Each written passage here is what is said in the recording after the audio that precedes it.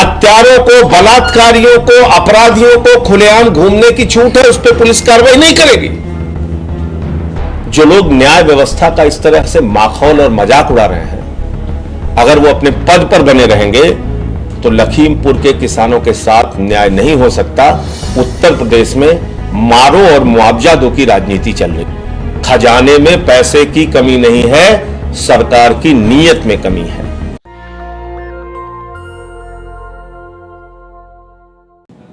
आज आजमगढ़ में फ्री बिजली के बारे में बात करने के लिए आया था। आम आदमी पार्टी ने ऐलान किया है कि सरकार बनने के बाद 300 यूनिट बिजली फ्री, 24 घंटे बिजली, किसानों को बिजली मुफ्त में और सारे पुराने बकाया माफ़ किए जाएंगे। और जब से मैंने ये कार्यक्रम की घोषणा की है, आम आदमी पार्टी के आयोजन को रोकने के लिए आदित्यनाथ जी की सरकार हर भरसक कोशिश कर रही है, हर स्तर पे उतर के प्रयास कर रही है।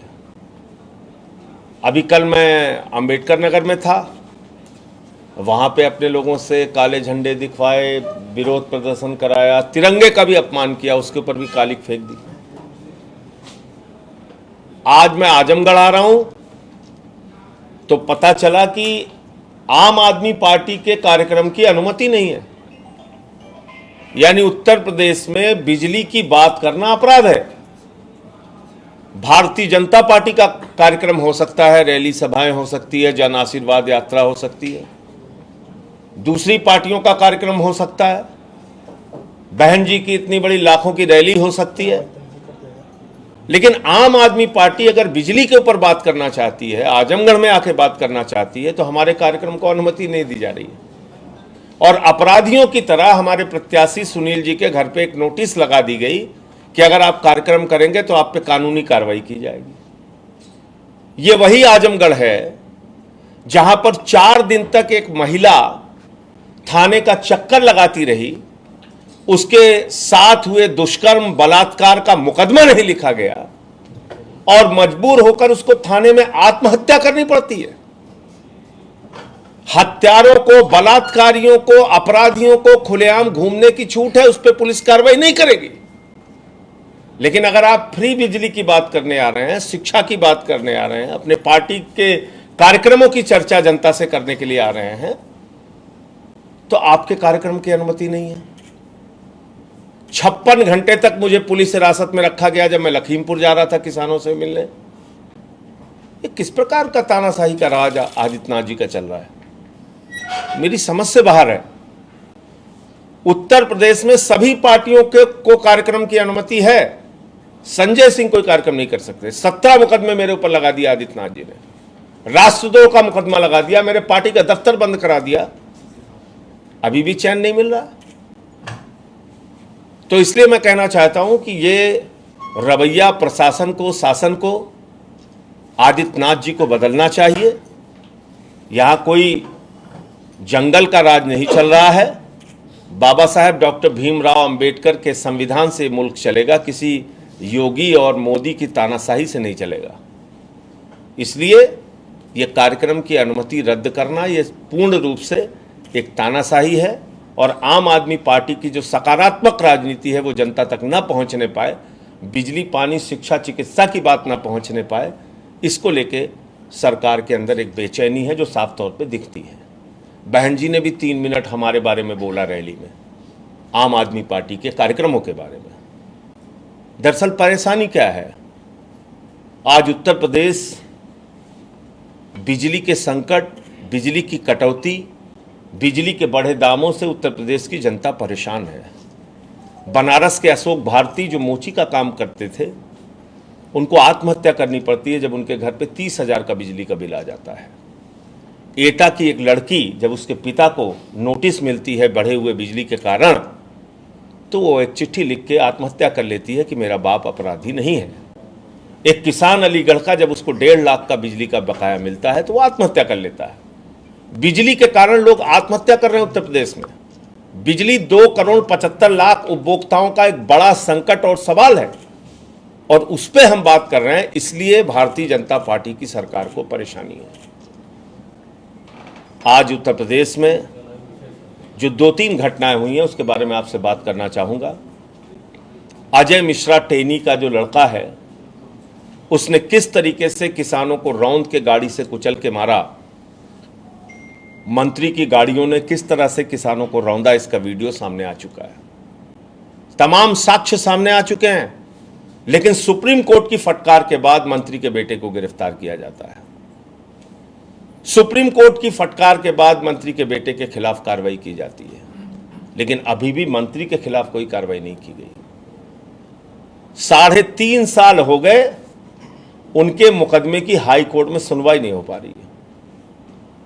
जो लोग न्याय व्यवस्था का इस तरह से माखौल और मजाक उड़ा रहे हैं, अगर वो अपने पद पर बने रहेंगे तो लखीमपुर के किसानों के साथ न्याय नहीं हो सकता। उत्तर प्रदेश में मारो और मुआवजा दो की राजनीति चल रही है। मनीष गुप्ता को मार दो, फिर मुआवजा दे दो। इंद्रकांत त्रिपाठी व्यापारी को मार दो, फिर मुआवजा दे दो। जयप्रकाश पाल बलिया के व्यक्ति को मार दो, फिर मुआवजा दे दो। संजीत यादव को मार दो, फिर मुआवजा दे दो। हाथरस कांड में दुष्कर्म करके हत्या कर दो, फिर मुआवजा दे दो। लखीमपुर में किसानों को रौंद के मार दो, पत्रकार को रौंद के मार दो, फिर मुआवजा दे दो। तो मारो और मुआवजा दो की ये जो राजनीति है बहुत ही खतरनाक है। मारो और मुआवजा दो की राजनीति नहीं, न्याय की राजनीति होनी चाहिए। अपराधी दो चश्मे से नहीं देखे जा सकते। कोई हत्यारा है, वो मंत्री का बेटा हो या कोई आम नागरिक हो, उसके खिलाफ सीधी कार्रवाई होनी चाहिए कानून के मुताबिक, नंबर 1। नंबर 2, उत्तर प्रदेश में आम आदमी पार्टी 403 सीटों पे चुनाव लड़ने जा रही है। हमसे लोग पूछते हैं आपका वोट बैंक क्या है। मैं साफ तौर से कहना चाहता हूं, हमारा वोट बैंक कोई नहीं है। हमारा वोट बैंक 300 यूनिट बिजली फ्री चाहने वाले लोग हैं। हमारा वोट बैंक किसान के फसल का दाम चाहने वाले लोग हैं। हमारा वोट बैंक फ्री पानी, मुफ्त में अच्छी शिक्षा, विश्व स्तरीय प्राइवेट स्कूलों से बेहतरीन सरकारी स्कूलों में शिक्षा चाहने वाले लोग हैं। हमारा वोट बैंक वो नौजवान है जिनको रोजगार चाहिए। तो हम सबके लिए एक ऐसी नीति लेके आएंगे, एक ऐसा मॉडल लेके आएंगे, दिल्ली का केजरीवाल मॉडल, जिसने आज न सिर्फ हिंदुस्तान में पूरी दुनिया में नाम कमाया है। अमेरिका के राष्ट्रपति की बेटी हिंदुस्तान आती है तो वो कहती है हमें केजरीवाल का स्कूल देखना है। ये काम हमने किया है। उत्तर प्रदेश में लोग हमसे सवाल करते हैं, दिल्ली का बजट 2 करोड़ का है, दिल्ली की आबादी 2 करोड़ की है, उत्तर प्रदेश की आबादी 24 करोड़ की है, वहाँ सारे कार्यक्रम लागू करना आसान था, यहाँ सारे कार्यक्रम लागू करना मुश्किल है। दिल्ली का बजट 60,000 करोड़ है, उत्तर प्रदेश का बजट 5.5 लाख करोड़ रुपए है। खजाने में पैसे की कमी नहीं है, सरकार की नीयत में कमी है। आज अगर बच्चे स्कूल में नमक रोटी खा रहे हैं तो उसके लिए जिम्मेदार है सरकार का भ्रष्टाचार। अगर आज कोरोना की महामारी में ऑक्सीजन दवाएं नसीब नहीं हो रही हैं तो उसके लिए जिम्मेदार है सरकार का भ्रष्टाचार। अगर आज जल जीवन मिशन में हजारों करोड़ का घोटाला हो रहा है तो उसके लिए जिम्मेदार है सरकार का भ्रष्टाचार। इसका मतलब आदित्यनाथ जी के सरकार के खजाने में पैसे की कमी नहीं है, नीयत की कमी है। तो एक अच्छी नीयत की सरकार उत्तर प्रदेश की जनता चुने, और मैं उत्तर प्रदेश की जनता से अपील करता हूं कि इस बार विकास का वोट बैंक बनाइए, शिक्षा का वोट बैंक बनाइए, फ्री इलाज का वोट बैंक बनाइए, फ्री पानी का वोट बैंक बनाइए, अच्छी सड़कों का वोट बैंक बनाइए, फ्री बिजली का वोट बैंक बनाइए, विकास का वोट बैंक, उन्नति का वोट बैंक बनाइए। तीसरा, देखिए, मैं आपको साफ तौर पे कहना चाहता हूं कि जब दिल्ली का चुनाव हम लड़ रहे थे 13 में, तो हमें लोग कहते थे 2% वोट भी नहीं आएगा। और मैं दिल्ली के चुनाव का इंचार्ज था 13, 15 और 20 तीनों चुनाव में। तो 13 के चुनाव में मैं जिसको अपनी पार्टी से लड़ने के लिए रिक्वेस्ट करने जाता था वो मना कर देता था, कहता था नहीं लड़ना, आपकी पार्टी को वोट नहीं मिल रहा है। लेकिन जनता ने प्रचार किया, जनता ने चंदा दिया, जनता ने वोट दिया, जनता ने सरकार बनाई। उत्तर प्रदेश में भी हम वो अपने सारे कार्यक्रम जो हमने दिल्ली में लागू किए हैं उसको लेके प्रचार कर रहे हैं, और बहुत सघन प्रचार कर रहे हैं। डोर टू डोर कैंपेनिंग कर रहे हैं फ्री बिजली के, 300 यूनिट फ्री बिजली के केजरीवाल जी के पहले वादे के साथ। तो मुझे लगता है कि इसका एक सकारात्मक असर ज़मीन पे देखने को मिल रहा है। उसके 2 उदाहरण हैं। नंबर 1, जिला पंचायत के चुनाव में हमें 83 सीटें मिली, 40 लाख वोट मिला। नंबर 2, तिरंगा यात्राएं हमारी हुई, उसमें भारी जन समर्थन जनता का निकल के आया। ये 2 ऐसी चीज़ें सामने हैं जिससे लग रहा है कि उत्तर प्रदेश की जनता बदलाव की राजनीति के साथ जुड़ रही है। अब कितनी सीटें आएंगी और क्या हमारी अपेक्षा है, हमारी अपेक्षा सिर्फ यूपी की जनता के ऊपर निर्भर है। हम अपनी सकारात्मक और विकास की बातचीत करेंगे पूरे चुनाव। अच्छा सर, अखिलेश यादव गठबंधन हम नहीं कर रहे हैं। नहीं, अखिलेश यादव जी को या जो भी पॉलिटिकल पार्टीज हैं दूसरी भी, उनको अपने अपने कार्यक्रम चलाने का पूरा अधिकार है, डेमोक्रेसी है, सब सारी पार्टियां अपना कार्यक्रम चलाएं। मेरा तो सिर्फ ये कहना है, आदित्यनाथ जी के सबसे ज़्यादा परेशानी हमसे क्यों है? 17 मुकदमे आपने लिख दिए, चैन नहीं मिल रहा है आपको। हमारे ही कार्यक्रमों में आप रोड़ा क्यों डालते हैं? हम जा रहे हैं किसान से मिलने, आपने 56 घंटे मुझे पुलिस हिरासत में रखा। हम आजमगढ़ आ रहे हैं बिजली की बात करने, कोई और कार्यक्रम नहीं है। फ्री बिजली पे एक सम्मेलन होने जा रहा था, उस पर आपने रोक लगा दी। ये क्या है?